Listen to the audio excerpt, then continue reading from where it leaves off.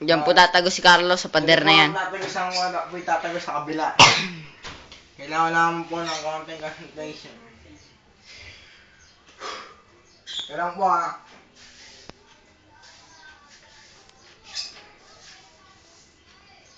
Ayun na po.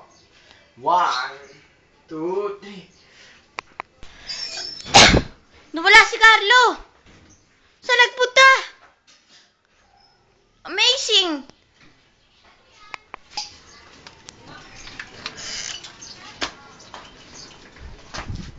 Kasama si Carlo, boy. Si Carlo.